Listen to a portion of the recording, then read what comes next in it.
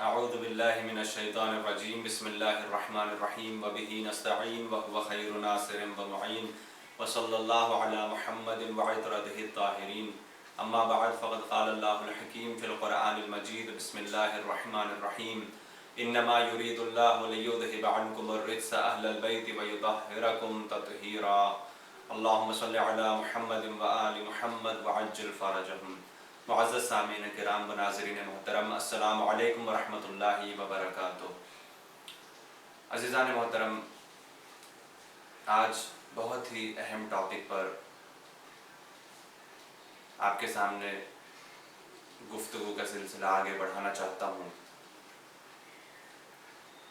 یہ آصف جلالی کے جواب میں تقریر رہے گی اور ہم سب شیعان بیضاء آصف جلالی کی بھرپور مذمت کرتے ہیں، اور جو حالیہ میں اس نے جناب ابو طالب علیہ السلام کی گستاخی کی اور بی بی فاطمہ زہرا علیہ السلام کی گستاخی کی اور مولا کائنات امیر المومنین علی ابن ابی طالب علیہ السلام کی گستاخی کی، ہم اس کی فکر کے اور اس کے وجود کے بھرپور مذمت کرتے ہیں، اور ہم بالکل بھی برداشت نہیں کریں گے جو بھی انسان مولا کائنات کے خلاف، بی بی فاطمہ زہرا علیہ السلام کے خلاف اور جناب ابو طالب علیہ السلام یا کسی اور امام یا امام معصوم کے خلاف آواز اٹھائے گا تو ہم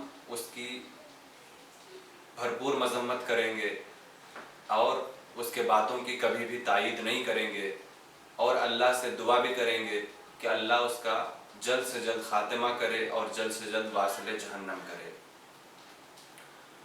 عزیزان محترم، آصف جلالی نے یہ کہا تھا، صرف آیے تطہیر کا نازل ہو جانا شہزادی کونین کی شان میں یہ کافی نہیں ہے، وہ معصوم ہے، ان کے عصمت کے لیے وہ کافی نہیں ہے۔ چونکہ وہ دربار آئیں اور اپنا مقدمہ پیش کیا، فدق کو مانگا، فدق کا مانگنا یہ ان کی خطا پر ہونے کی دلیل ہے۔ نعوذ باللہ، اللہ اس ملعون پر لعنت فرمائے۔ یہ آصف جلالی نہیں بول رہا ہے، بلکہ اس کے خون میں جو خباثت ہے وہ خباثت بول رہی ہے۔ جس طریقے سے معاویہ نے 70,000 ممبروں سے مولا کائنات کے خلاف لوگوں کو بولنے کے لیے مجبور کیا، جیسے 70,000 ممبروں سے لوگ علی کو برا بھلا کہہ رہے تھے، ویسے آج بھی اس ملعون نے یہ بات ثابت کر دی کہ یہ بھی معاویہ اور یزید کی تقلید میں ہے، اسی کی پیروی کر رہا ہے اور اسی کی اطاعت کر رہا ہے۔ ظاہر سی بات ہے اسی کی اطاعت کرے گا چونکہ بیٹا اسی کا ہے۔ عزیزان محترم، جو بھی انسان خلاف محمد اور آل محمد علیہ السلام میں بولے گا، ہم اس کی تائید بالکل نہیں کریں گے اور نہ ہم اس سے راضی رہیں گے۔ وہ دشمن خدا ہے اور دشمن رسول اور دشمن اہل بیت ہے، اور اس کا ٹھکانہ جہنم کے سوا اور کچھ بھی نہیں ہے۔ جو آصف جلالی نے یہ کہا کہ شہزادی کونین علیہ السلام حق پر نہیں تھی، ان سے میں ایک بات سوال کے طور پہ پوچھنا چاہتا ہوں، بتا کہ آیے کریمہ کا ترجمہ کیا ہے، آیے تطہیر کا ترجمہ کیا ہے؟ تو وہ کہے گا اللہ نے ارادہ کیا کہ رجس کو اہل بیت طاہرین علیہ السلام سے اتنا دور رکھا جائے جتنا دور رکھنے کا حق ہے۔ اب خطا، نسیان، جہل، جھوٹ، یہ سب چیزیں جب رجس کے دائرے میں آتی ہے تو اب بتاؤ کیا یہ ساری چیزوں کو اللہ نے اہل بیت کے پاس آنے سے منع نہیں کیا؟ اگر منع کیا ہے تو اس کا مطلب یہ ہے کہ شہزادی کونین علیہ السلام خطا پر نہیں تھی، بلکہ وہ لوگ خطا پر تھے جنہوں نے شہزادی کونین کو خطا کار ٹھہرایا، جنہوں نے شہزادی کونین کو ان کا حق نہیں دیا۔ عزیزان محترم، ایک اور آئے کریمہ، آئے مباہلہ آپ کے پیش نظر ہے، کیا ہوا اور کیا نہیں ہوا آپ سب جانتے ہیں، لیکن اللہ نے ایک پیغام دیا جھوٹوں کے مقابلے میں، اے رسول آپ اپنے اہل بیت کو لے کر جائیں، وہاں پر سچوں کا کاروان لے کر رسول اکرم میدان مباہلہ گئے۔ اب بتاؤ سچوں میں بی بی فاطمہ علیہ السلام تھی یا نہیں تھی؟ تو اس کا مطلب یہ ہوا فاطمہ زہرا علیہ السلام کا میدان مباہلے میں جانا اس بات کی دلیل ہے کہ ان سے بڑا کوئی صدیق نہیں ہے۔ اور عزیزان محترم، قرآن مجید میں اللہ نے اور ایک مقام پر ارشاد فرمایا وَكُونُوا مَعَ الصَّادِقِينَ، اے لوگو تم سچوں کے ساتھ ہو جاؤ۔ اب یہ وہی سچے تھے کہ جن کے ساتھ ہو جانے کا اللہ حکم دے رہا ہے، وہ محمد اور آل محمد علیہ السلام کے علاوہ کوئی اور نہیں ہو سکتا۔ اور عزیزان محترم، جب شہزادی کونین علیہ السلام دربار گئیں تو پوچھنے والے نے ایک سوال کیا کہ شہزادی بتاؤ فدق آپ کا کیسے ہوا؟ کوئی دلیل ہے آپ کے پاس؟ کوئی گواہ ہے آپ کے پاس؟ کس بنیاد پر فدق آپ کی ملکیت ہے؟ تو شہزادی کونین علیہ السلام نے سب سے پہلے جواب دیا فدق میرے قبضے میں ہے، میرے ہاتھ میں ہے، اور وہاں پر جو مالی ہے ان کو میں نے اپنے مرضی سے رکھا اور ان کی اجرت میں خود دیتی ہوں۔ فدق میرے پاس ہونا اور وہاں کے مالی میرے ہونا اور ان کو اجرت دینا اس بات کی دلیل ہے کہ فدق میری ملکیت ہے۔ اگر تو یہ دعویٰ کر رہا ہے کہ فدق تمہاری ملکیت ہے تو بتاؤ تمہارے پاس گواہ کیا ہیں، تمہارے پاس دلیل کیا ہے؟ تو وہ خاموش ہو گیا۔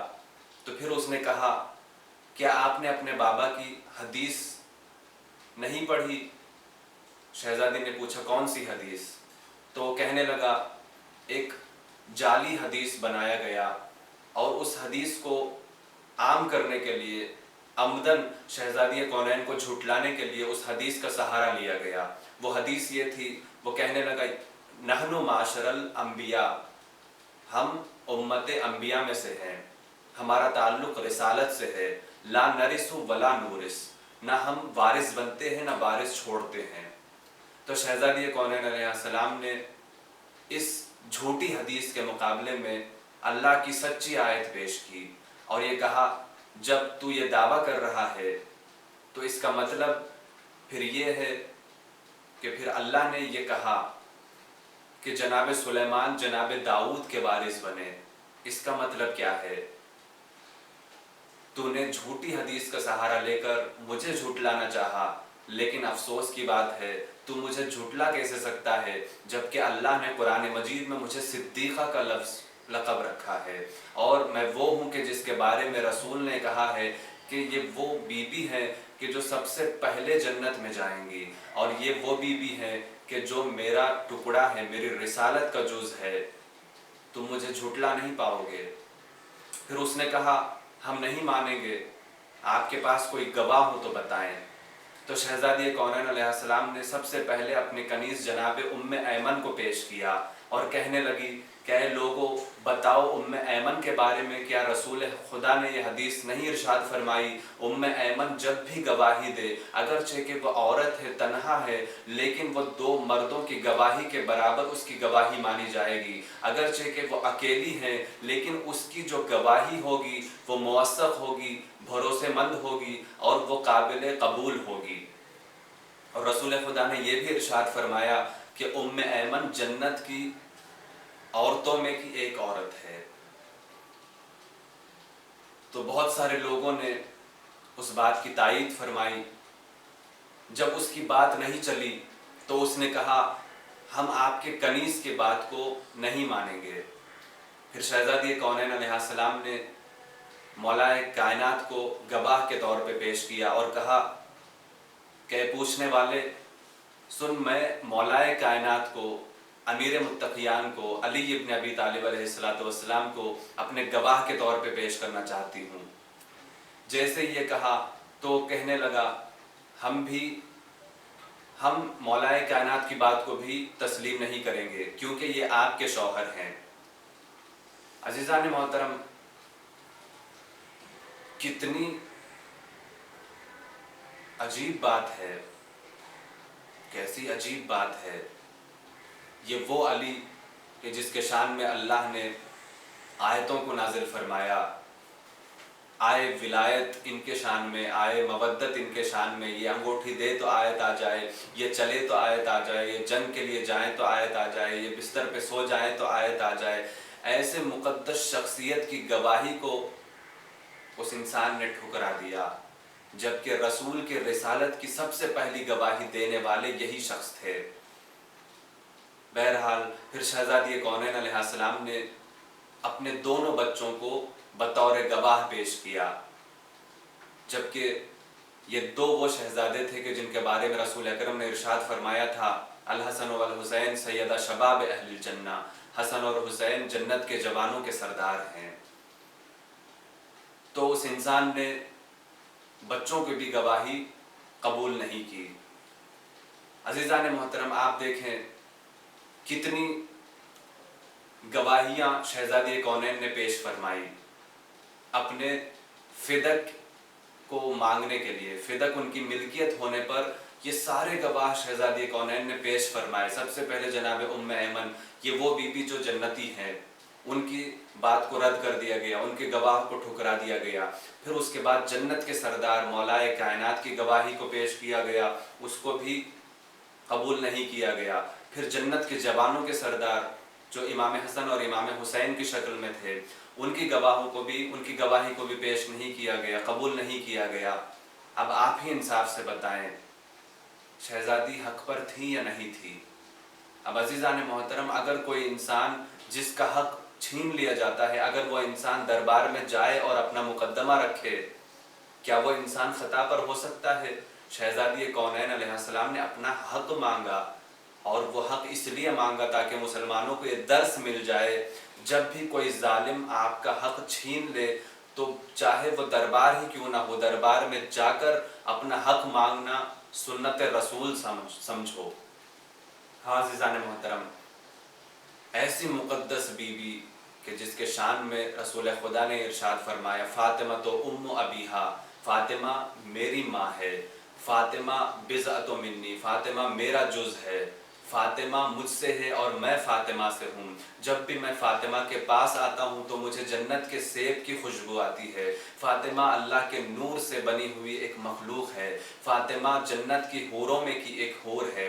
عزیزان محترم، اتنی فضیلتیں ہیں شہزادی کونین کی، خود رسول اکرم کی بارہا حدیثیں موجود ہیں، اور اللہ نے بھی بارہا الگ الگ مقامات پر شہزادی کونین کے شان میں آیتوں کو نازل فرمایا، سوروں کو نازل فرمایا۔ پورا سورہ دہر شہزادی کونین کی فضیلت میں رکھا ہوا ہے، اور پورا سورہ کوثر شہزادی کونین کی شان میں نازل کیا گیا ہے۔ عزیزان محترم، کتنی آیتیں بتاؤں، کتنی روایتیں بتاؤں جو شہزادی کونین علیہ السلام کی شان میں نازل ہوئی۔ بس میں ایک سوال کرنا چاہتا ہوں آصف جلالی سے، اے آصف جلالی، تو جس کے طرفدار ہے، تو اتنا بتا دے، کیا کوئی ایک آیت بھی ان کے شان میں نازل ہوئی؟